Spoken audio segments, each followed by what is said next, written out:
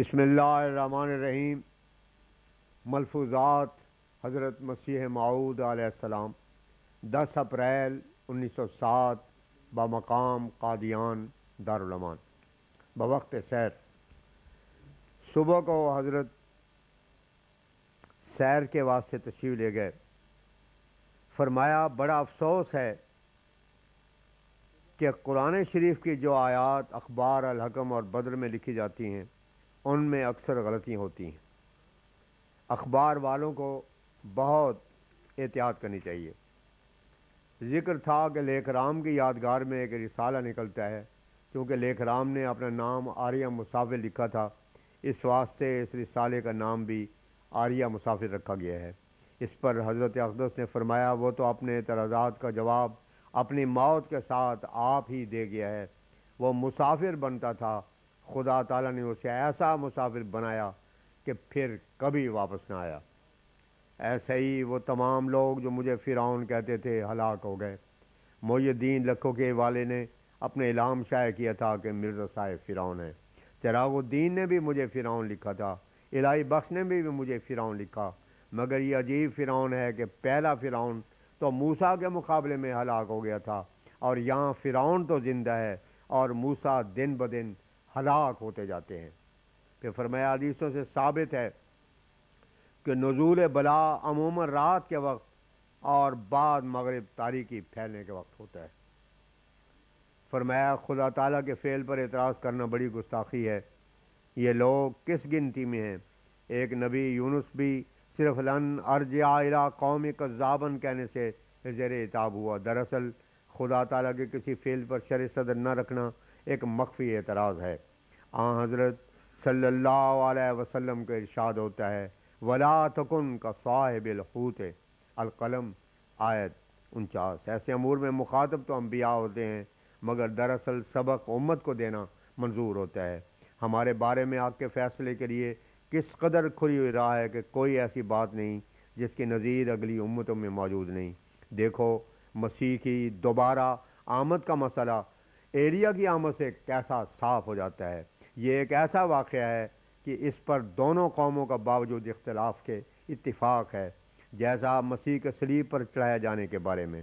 آتم جب رجوع والی شرط سے فائدہ اٹھا کر 15 ماہ میں نہ مرا تو خواجہ غلام فرید صاحب چاچڑا والے نے کیا عمدہ جواب دیا کہ بعض اشخاص آسمان پر مر جاتے ہیں اور اللہ کا ولی اس کو مردہ دیکھ لیتا ہے، مگر دوسرے عوام الناس اس معرفت تک نہیں پہنچتے اور اعتراض کرتے ہیں۔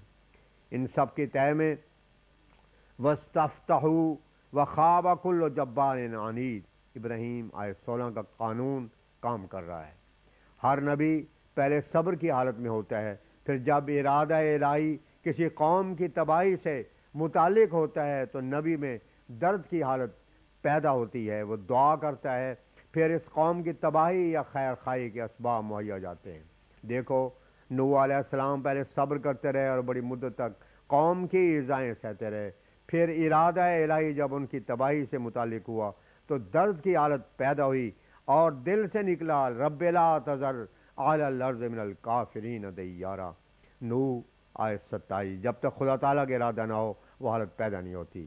پیغمبر خدا صلی اللہ علیہ وسلم 13 سال پہلے صبر کرتے رہے، پھر جب درد کی حالت پیدا ہوئی تو قتال کے ذریعے مخالفین پر عذاب نازل ہوا۔ خود ہماری نسبت دیکھو، جب یہ شب چند تک جاری ہوا تو اس کا ذکر تک بھی نہیں کیا گیا، مگر جب ارادہ الہی اس کی تباہی کے متعلق ہوا تو ہماری توجہ اس طرف بے اختیار ہو گئی، اور پھر تم دیکھتے ہو کہ رسالہ ابھی اچھی طرح شائع بھی نہ ہو پایا کہ خدا تعالیٰ کی باتیں پوری ہو گئیں۔ جو کہا جاتا ہے کہ بعض اولیاء اللہ کو صفت خلق یا تکوین دی گئی، اس سے یہی مراد ہے کہ وہ ان کی دعا کا نتیجہ ہوتا ہے اور الہی صفت ایک پردے میں ظاہر ہوتی ہے۔ یہ عیسائی اور آریہ کہتے ہیں کہ شمشیر کے ذریعہ حضرت صلی اللہ علیہ وسلم نے مسلمان کیے۔ ہم کہتے ہیں یہ بھی 1-2 برس تلوار چلا کر دیکھیں کوئی ان کے مذہب میں داخل ہوتا ہے یا نہیں۔ ایمان جو ایک قلبی معاملہ ہے ہم نہیں سمجھ سکتے تلوار کے ذریعے کیوں کر کسی کو شرع صدر حاصل ہو سکتا ہے۔ اس میں بھی خدا تعالیٰ کی حکمت ہے کہ فلاں فلاں مسلمان عالم ہمارے سلسلے میں داخل نہیں، اگر یہ داخل ہوتے تو خدا جانے کیا کیا فتنے برپا کرتے۔ لو عالم اللہ فیہم خیرن لاسمعہم، انفال آیت 24۔ یہ وہ وقت ہے جس کی تمام نبیوں نے خبر دی کہ اس وقت عام تباہی ہوگی اور کوئی ایسی آفت باقی نہ رہے گی جو دنیا پر نازل نہ ہو۔ تضرع کا مقام ہے۔ 11 اپریل 1907 بوقت سیر۔ غلام دستگیر قصوری کے بارے میں ذکر تھا کہ بعض مخالفین کہتے ہیں اس نے کب مبالغہ کیا۔ حضور نے فرمایا یہ جو اس نے لکھا قطع دابر القوم الذین ظلموا، الانعام آیت 46، اس کا مصداق بنا۔ اس فقرے کے اس کے سوا اور کیا معنی ہو سکتے ہیں کہ وہ ظالم کی ہلاکت کا خدا تعالیٰ سے خاصگار ہے۔ اب اللہ تعالیٰ کے فعل نے بتا دیا کہ ظالم کون ہے۔ قرآن مجید میں بھی لعنت اللہ علی الکاذبین، آل عمران آیت 62 آیا ہے۔ یوں کھول کر تو نہیں کہا گیا کہ اگر میں جھوٹا ہوں تو مجھ پر، اور اگر وہ جھوٹا ہے تو اس پر عذاب نازل ہو، کہ اس کا مفہوم یہی ہے، مگر یہ عبارت نہیں۔ ایسا ہی وہاں جو قصوری نے اپنی کتاب میں لکھا تو اس کا مطلب یہی تھا۔ پھر بطریق تنزل ہم مان لیتے ہیں کہ اس نے صرف ہمارے لیے بد دعا کی، مگر اب بتاؤ کہ اس کی دعا کا کیا اثر ہوا؟ کیا وہ الفاظ جو میرے حق میں کہے اور وہ دعا جو میرے برخلاف کی الٹی اس پر ہی پڑی؟ اب بتلاؤ کہ کیا مقبولان الہی کا یہ نشان ہے کہ جو دعا وہ نہایت تضرع و ابتحال سے کریں اس کا الٹا اثر ہو، اور اثر بھی یہ کہ خود ہی ہلاک ہو کر اپنے کاذب ہونے پر مہر لگا دیں، خصوصاً ایسے شخص کے مقابل میں جسے وہ مفتری اور کیا کیا سمجھتا ہے۔ دراصل وہ مجمع البحار والے کی مثال دے کر خود اس کا قائم مقام بننا چاہتا تھا، اور اگر مجھے کوئی نقصان پہنچ جاتا تو بڑے لمبے لمبے اشتہار شائع ہوتے، لیکن خدا تعالیٰ نے دشمن کو بالکل موقع نہ دیا کہ وہ کسی قسم کی خوشی منائے۔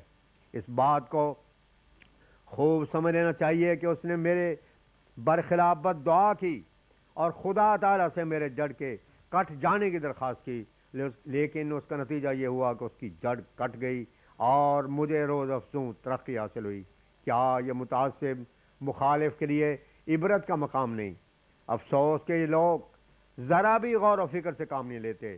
قرآن مجید کی آیت یہاں کیسی صادق آ رہی ہے، یتربصوا بکم الدوائر علیہم دائرۃ السوء، علیہم دائرۃ السوء، یتربصوا بکم الدوائر علیہم دائرۃ السوء، سورہ توبہ آیت 98۔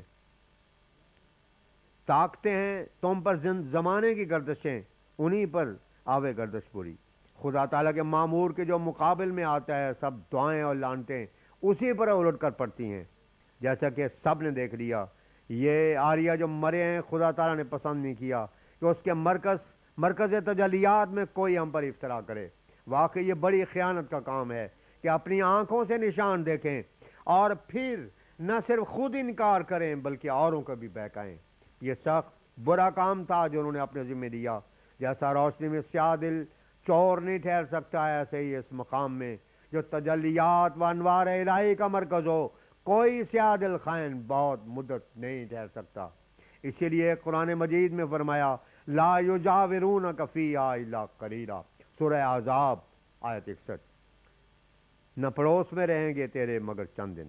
میرے نزدیک سب سے بڑے مشرک کیمیا گر ہیں کہ یہ رزق کی تلاش میں یوں مارے مارے پھرتے ہیں اور ان اسباب سے کام نہیں لیتے جو اللہ تعالیٰ نے جائز طور سے رزق کے حصول کے لیے مقرر کیے ہیں، اور نہ پھر توکل کرتے ہیں، حالانکہ خدا تعالیٰ فرماتا ہے وَفِي السَّمَاءِ رِزْقُكُمْ وَمَا تُوعَدُونَ، سورہ زاریات آیت 23۔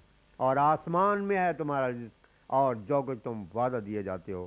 ہم ایسے مابوسوں کو ایک کیمیا کا نسخہ بتلاتے ہیں بشرطے کہ وہ اس پر عمل کریں۔ خدا تعالیٰ فرماتا ہے وَمَن يَتَّقِ اللَّهَ يَجْعَل لَّهُ مَخْرَجًا وَيَرْزُقْهُ مِنْ حَيْثُ لَا يَحْتَسِبُ، سورہ طلاق آیت 3 و 4۔ پس تقویٰ ایک ایسی چیز ہے کہ جسے یہ حاصل ہو اسے گویا تمام جہان کی نعمتیں حاصل ہو گئیں۔ یاد رکھو متقی کبھی کسی کا محتاج نہیں ہوتا، بلکہ وہ اس مقام پر ہوتا ہے کہ جو چاہتا ہے خدا تعالیٰ اس کے لیے اس کے مانگنے سے پہلے مہیا کر دیتا ہے۔ میں نے ایک دفعہ کشم میں اللہ تعالیٰ کو تمثل کے طور پر دیکھا، میرے گلے میں ہاتھ ڈال کر فرمایا یہ تو میرا ہو رہے ہیں سب جگ تیرا ہو۔ بس یہ وہ نسخہ ہے جو تمام انبیاء و اولیاء و صلحاء کا آزمایا ہوا ہے۔ نادان لوگ اس بات کو چھوڑ کر بوٹیوں کی تلاش میں مارے پھرتے ہیں. اتنی محنت اگر وہ بوٹیوں کو پیدا کرنے والے کے پانے میں کرتے تو سب من مانی مرادیں پا لیتے. ہماری جماعت کو چاہیے کہ تقوی کی راہوں پر قدم ماریں اور اپنے دشمن کی ہلاکت سے بے جا خوش نہ ہوں. تورات میں لکھا ہے بنی اسرائیل کے دشمنوں کے بارے میں کہ میں نے ان کو اس لیے ہلاک کیا کہ وہ بد ہیں, نہ اس لیے کہ تم نیک ہو. پس نیک بننے کی کوشش کرو. میرا ایک شعر ہے, ہر ایک نیکی کی جڑ یہ اتقا ہے, اگر یہ جڑ رہی سب کچھ رہا ہے. ہمارے مخالف جو ہیں وہ بھی متقی ہونے کا دعویٰ کرتے ہیں, مگر ہر چیز اپنی تاثیرات سے پہچانی جاتی ہے. نراز زبانی دعویٰ ٹھیک نہیں. اگر یہ لوگ متقی ہیں تو پھر متقی ہونے کے جو نتائج ہیں وہ ان میں کیوں نہیں؟ نہ مکالمہ الہی سے مشرف ہیں, نہ عذاب سے حفاظت کا وعدہ ہے. تقوی ایک تریاق ہے جو اسے استعمال کرتا ہے, وہ تمام زہروں سے نجات پاتا ہے. مگر تقوی کامل ہونا چاہیے. تقوی کی کسی شاخ پر عمل پیرا ہونا ایسا ہے جیسے کسی کو بھوک لگی ہو اور وہ ایک دانہ کھا لے. ظاہر ہے کہ اس کا کھانا اور نہ کھانا برابر ہے. ایسے ہی پانی کی پیاس ایک قطرہ سے نہیں بجھ سکتی. یہی حال تقوی کا ہے. کسی ایک شاخ پر عمل موجب ناز نہیں ہو سکتا. پس تقوی وہی ہے جس کی نسبت اللہ تعالیٰ فرماتا ہے ان اللہ مع الذین اتقوا, سورہ نحل آیت 129. خدا تعالیٰ کی معیت بتا دیتی ہے کہ یہ متقی ہے. فرمایا خدا تعالیٰ جب سے خالق ہے تب سے اس کی مخلوق ہے, گو ہمیں یہ علم نہ ہو کہ وہ مخلوق کس قسم کی تھی. غرض نوعی قدم کے ہم قائل ہیں, ایک نو فنا کر کے دوسری بنا دی, مگر یہ نہیں کہ جیسے آریہ مانتے ہیں روح مادہ ویسے ہی ازلی ابدی ہے جیسا کہ اللہ تعالیٰ. ہمارا ایمان ہے کہ روح ہو یا مادہ, غرض خواہ کچھ ہی ہو اللہ تعالیٰ کی مخلوق ہے.